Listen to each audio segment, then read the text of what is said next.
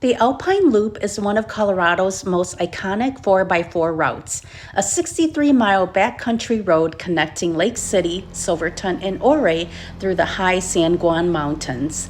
In this video, we'll be starting in Lake City, Colorado.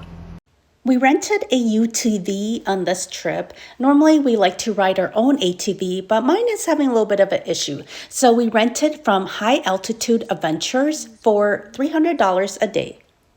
After getting the UTV, we went for a ride in Lake City, checking out the scenery. The main street is quiet but full of charm. A few local cafes, old wooden shops, and outfitters renting UTVs and Jeeps for anyone heading into the mountains.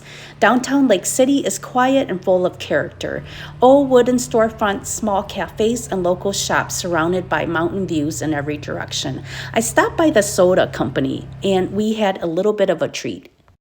We rented a cabin for 2-night stay for around $110 a night at Elkhorn Resort.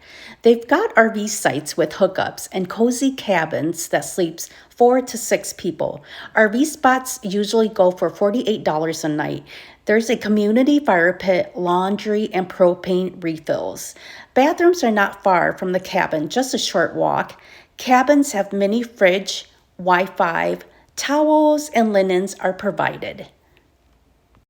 Good morning. I just took a shower and it is still dark here, so I want to get up before sunrise, and I better hurry up because we're going to do the Cinnamon Pass and Engineer Pass today, and there should be a waterfall up there along with some old mine to see, so that would be fun. We already got the UTV last night, so we're ready to go.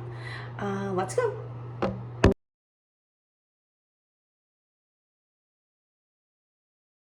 Starting clockwise from Lake City, head southeast out of town on County Road 20 for about a mile, then turn left onto County Road 30, CR 30, which leads you deeper into the scenic San Juan Mountains.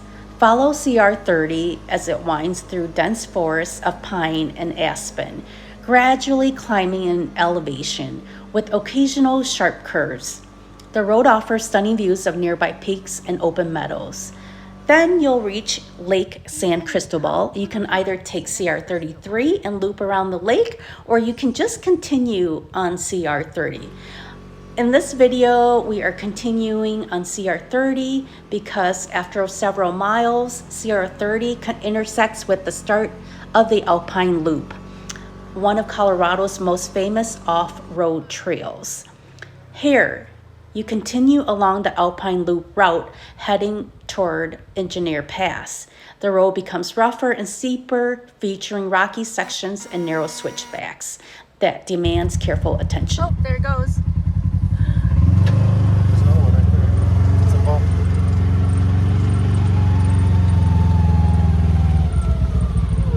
Hi.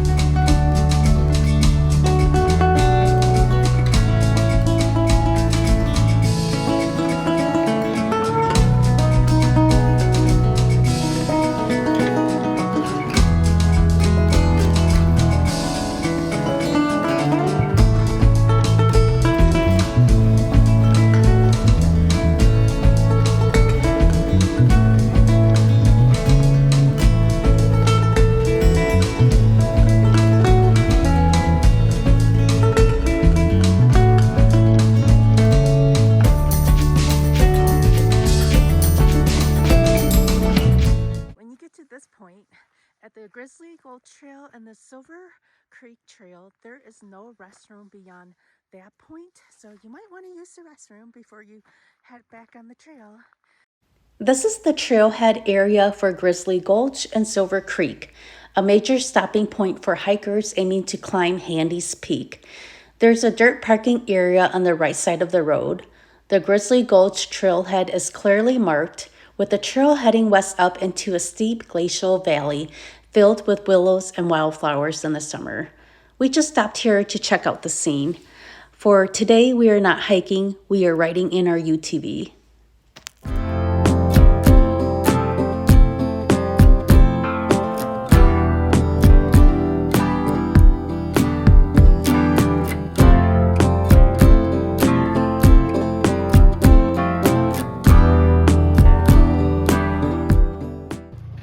Continuing upward, the switchbacks tighten and the trail narrows further as it climbs relentlessly towards Cinnamon Pass. The final stretch is particularly challenging. Steep grades combined with loose rock and occasional mud patches from melting snow and springs beneath the trail. Careful low gear driving and steady throttle control are necessary here. Your vehicle's engine works harder as the oxygen thins at over 11,000 feet, and the gravel beneath your tires grows looser and more uneven, demanding precise control with every turn.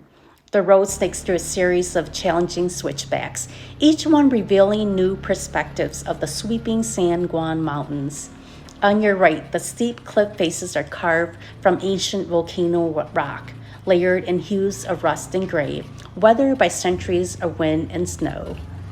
About halfway up, the trail narrows further, and rocky ledges begin to appear. The road surface shifts frequently from packed gravel to rocky outcrops and occasional muddy sections.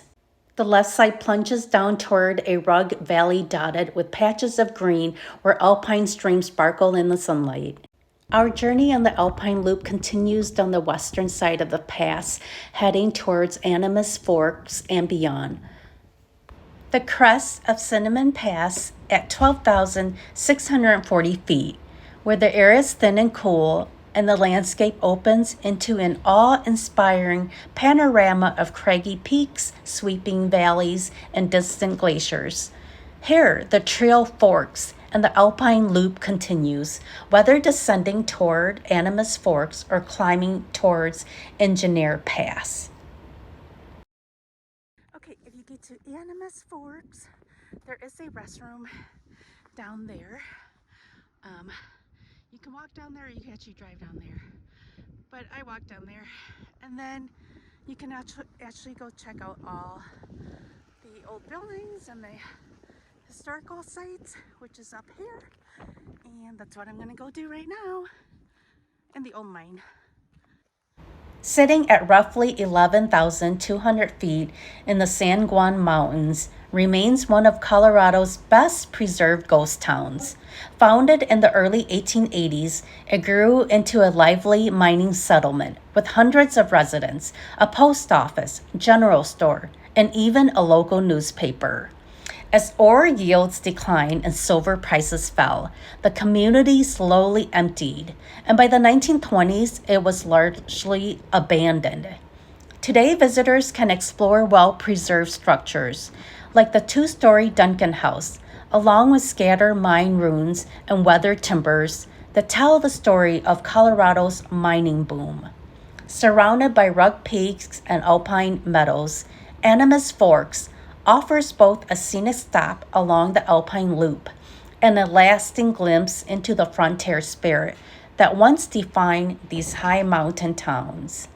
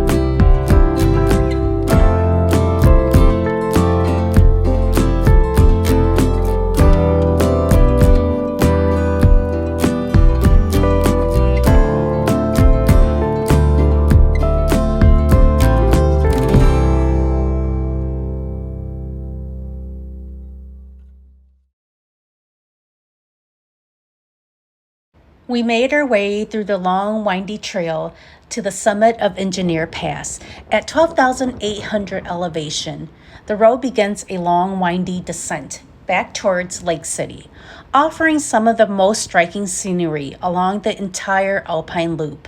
The route drops steadily along the eastern slopes of the San Juan Mountains, where the landscape shifts from open alpine tundra to grassy meadows and eventually dense pine and aspen forest.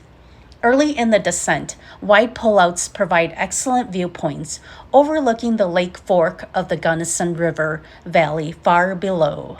As you continue downward, the rough, rocky sections of the road give way to smoother gravel, though several tight switchbacks and narrow ledges still require slow, careful driving. Whitmore Falls Scenic Overlook. We made our way here and a quick stop at the waterfall. I've heard it's an easy half-mile hike from the nearby parking area. We did not do the full hike. I went down the trail a little bit and I found an opening through the pine and aspen forest where I caught a good glimpse of the waterfall.